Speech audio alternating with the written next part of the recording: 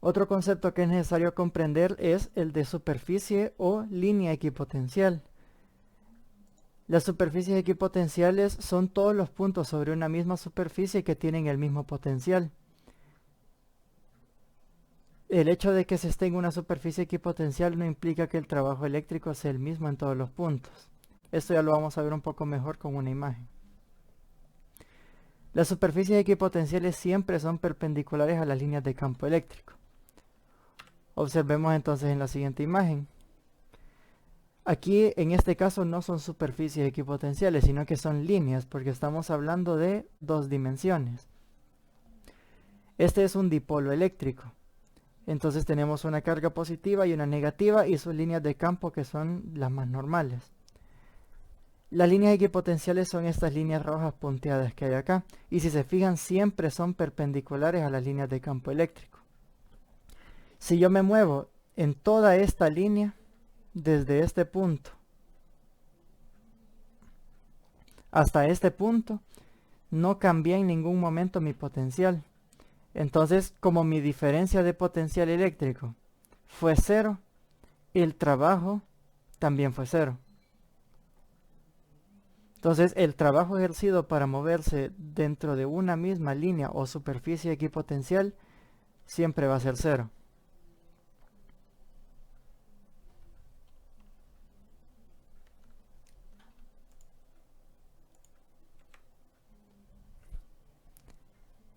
Ahora vamos a ver la definición del trabajo ejercido por un campo eléctrico. Recordemos un poco la analogía que estábamos viendo hace un momento.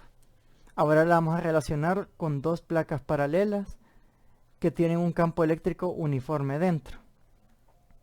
Entonces, si recuerdan, si yo me coloco en cualquiera de estos puntos dentro de estas dos placas paralelas, el campo eléctrico va a ser el mismo, su intensidad no se pierde en todos los puntos. Entonces, esta analogía yo la tengo acá. Tengo mi parte positiva y mi parte negativa aquí abajo. Aquí entre estos dos hay una altura que es la diferencia de potencial. Recordemos las fórmulas. La energía potencial eléctrica es la carga de prueba por el potencial eléctrico. Y el trabajo ejercido por el campo es el negativo del cambio de la energía potencial. Ahora imaginemos una carga positiva. Si yo tengo una carga positiva, esta fórmula se cumple al pie de la letra. A medida incrementa el potencial, incrementa la energía potencial eléctrica, porque esta carga es positiva. Entonces, la energía potencial eléctrica en el punto A es mayor que la energía potencial en el punto B, y esta es mayor que la energía potencial en el punto C. Esto debido a que el campo eléctrico apunta hacia allá, y esa es la zona de menor potencial. Imaginemos de que voy a mover una carga positiva desde el punto A hasta el punto C. Yo sé que el trabajo es menos el cambio de la energía potencial. Entonces, como yo me estoy moviendo de A a C, el punto final es C. Y el punto inicial es A. Yo sé que en este caso A es mucho mayor que C. Entonces, esta resta de acá va a dar negativo. Pero al multiplicarse por este menos de acá, terminará siendo un número positivo. Entonces el trabajo ejercido por el campo en esta trayectoria es positivo. Ahora imaginemos que voy a moverme en la dirección opuesta. Me voy a mover desde C hasta A. En este caso el trabajo ejercido por el campo es igual a menos la energía potencial al final, que en este caso sería el punto A, menos la energía potencial al inicio, que en este caso era el punto C. A es mucho mayor que C, entonces este número va a dar positivo, pero al multiplicarlo por un número negativo, voy a tener que el trabajo ejercido por el campo es negativo. Ahora imaginémonos para una carga negativa. Cuando yo tengo una carga negativa, esta fórmula de acá cambia, porque ahora ya no es más Q, sino que ahora es menos Q. A medida está aumentando el potencial eléctrico, la energía potencial está disminuyendo, porque recuerden que estamos hablando de todo el dominio, estamos hablando positivos y negativos, Y como yo les mencionaba, si yo me muevo a una zona más negativa, estoy disminuyendo mi energía porque sigo bajando. Entonces, no confundir esto con la cercanía al cero. La cercanía al cero en este caso no implica un punto menor, sino que mientras más abajo me encuentre en la recta, es un número menor. Entonces, como yo tengo una carga negativa, la energía potencial en el punto A es menor que la energía potencial en el punto B y esta es menor que la energía potencial en el punto C. Es el caso completamente opuesto con una carga positiva. Ahora imaginemos, si yo me quiero mover desde el punto A hasta el punto C como lo había hecho con la carga positiva, ahora el trabajo siempre va a ser menos la energía potencial en C menos la energía potencial en A, porque el punto final es C y el inicial es A. Este número de acá, al ser C mayor que A me va a dar positivo, pero al multiplicar por este menos me va a dar un número negativo. Ahora, si yo quiero moverme en la dirección opuesta, desde el punto C hasta el punto A, el trabajo es, el punto final sería A y el punto inicial sería C. El punto final en este caso es mucho mayor que el punto A, entonces este número me va a dar un número negativo y al multiplicarlo por este menos me va a dar un número positivo. Entonces el trabajo que el campo ejercería sería positivo.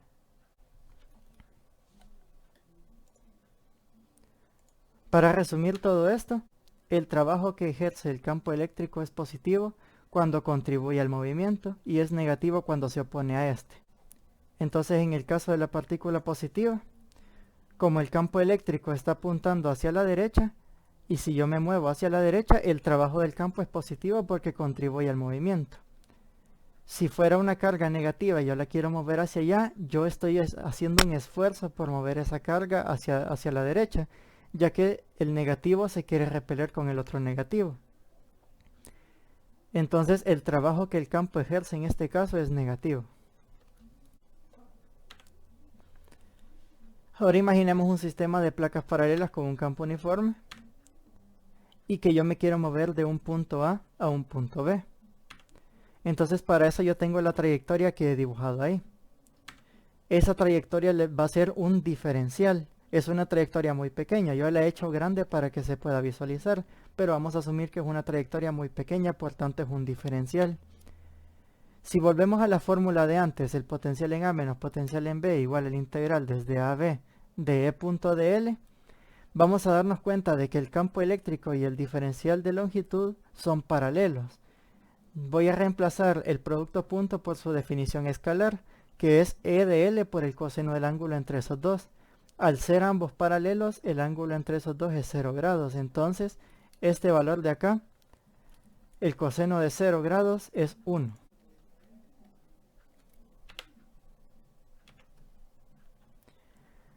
Ahora, mi definición ya ha cambiado. Ya no estoy trabajando con vectores, sino que ahora ya estoy trabajando con puros escalares. Recordemos que como estamos dentro de dos placas paralelas, el campo eléctrico es uniforme, por tanto E es constante.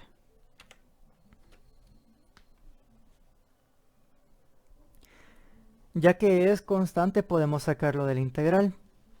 Al sacarlo del integral nos va a quedar solo la integral del diferencial.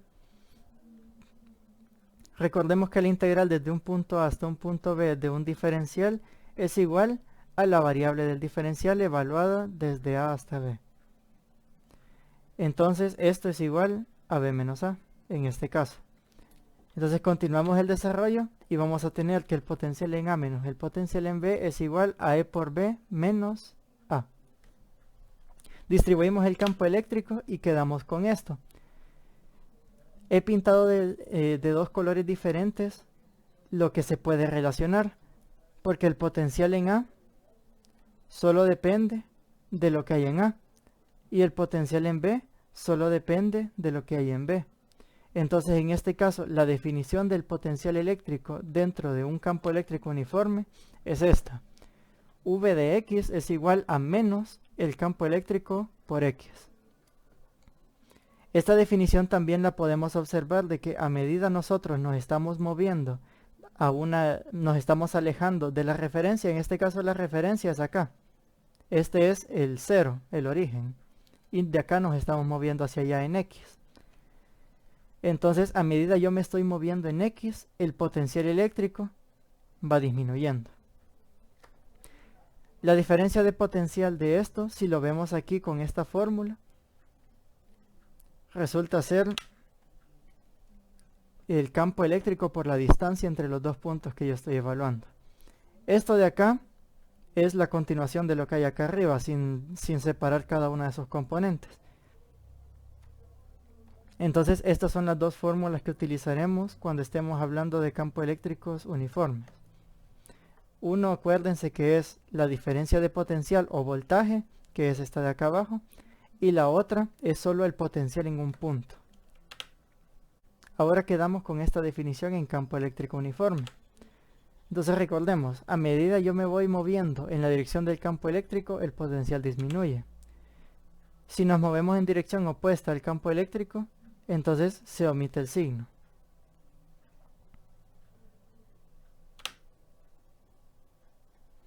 Si deseamos calcular el campo eléctrico, entonces debemos derivar. No resulta en solo despejar, sino que ya que estamos hablando de una función, es necesario obtener la derivada. Al derivar el